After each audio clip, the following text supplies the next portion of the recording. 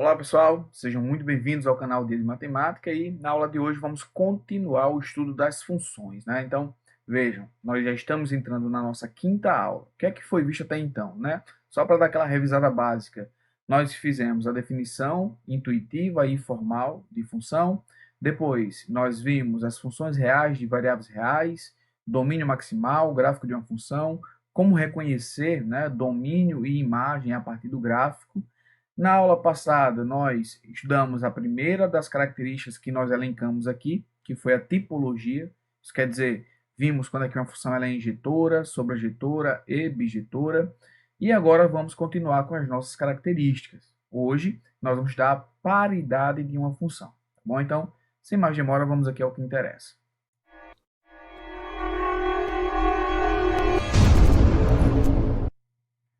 Então, já estamos aqui de volta e como vocês veem, né, aqui atrás nós já temos o nosso menu, né, como chamamos aí na última aula. Temos aí as características que vamos destacar das funções: tipologia, paridade, monotonicidade e sinais. Na aula anterior nós estudamos aqui a tipologia e na aula de hoje vamos entender um pouco mais sobre paridade de uma função. Então vamos aqui ver o que aqui nos guarda. Olha só. Função par, né? Qual é a definição de função par? Qual é a característica que determinada função deve ter para que seja considerada par? Então tá aí, ó. Uma função f de a em b é dita par se e somente se para todo elemento x em A tenha também seu simétrico em A e que a imagem desse elemento seja igual à imagem de seu simétrico.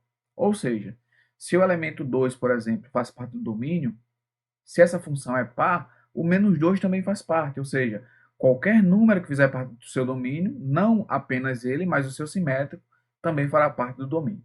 E outra é que as imagens do número e de seu simétrico são iguais.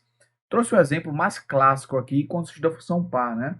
Que é aí o exemplo da função x ao quadrado, que é fácil de entender, de compreender. Temos outras funções muito conhecidas que são funções pares também. Como exemplo aqui, trago a função modular, que é uma função par, a função cosseno, que também é uma função par, mas vamos aqui dar destaque a essa, para entendermos direitinho o que é uma função par. Então, está aqui, ó.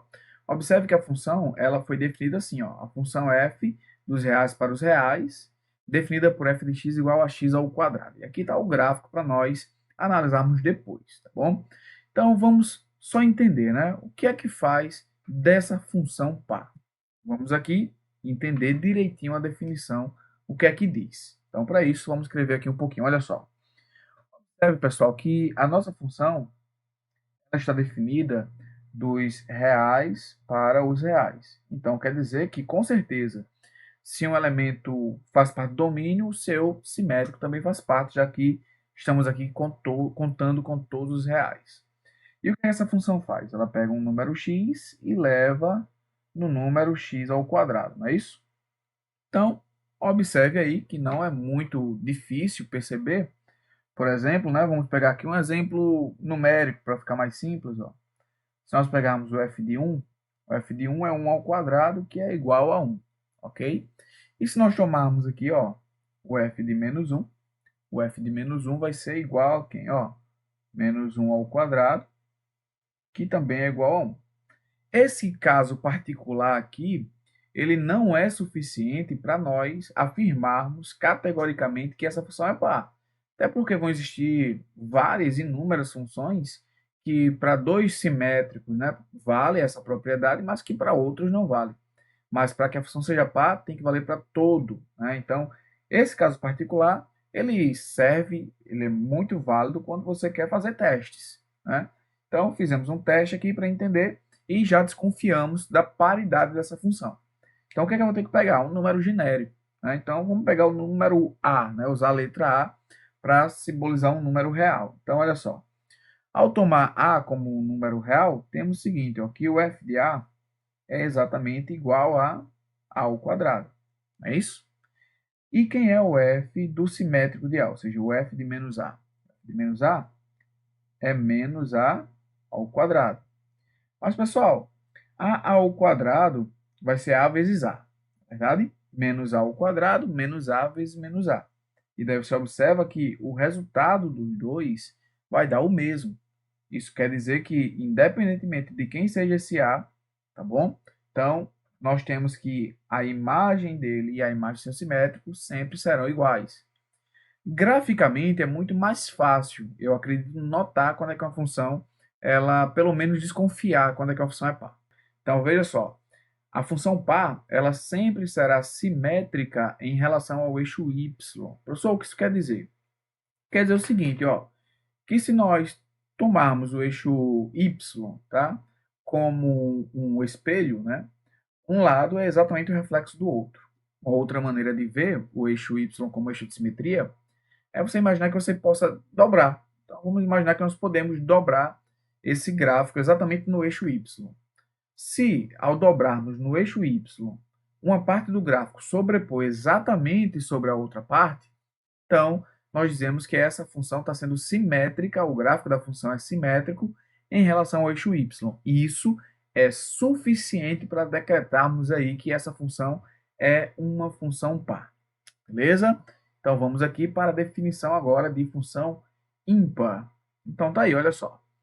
Uma função f de a em b é dita ímpar se e somente se para todo elemento x em A tenha também o seu simétrico em A e que as imagens também sejam simétricas. Vejam, olha só. O simétrico tem que estar no domínio e as imagens desses números simétricos também são simétricas. Tá bom? Ou seja, são iguais em valores absolutos, mudando ali apenas o sinal. Tá? Então, o exemplo que eu peguei aqui também é um exemplo clássico, né, que é a função x ao cubo. Outro exemplo clássico também é a função seno, né, que ela é uma função aí também ímpar. Mas vamos aqui, olha só. A função f dos reais para os reais, que pega o número x e leva no cubo, tá? X elevado a 3. Observe aí que nós podemos fazer contas semelhantes ao que nós fizemos para a outra função, né? Para a função x ao quadrado. Então, para isso, vamos aqui escrever um pouquinho, tá? Olha só.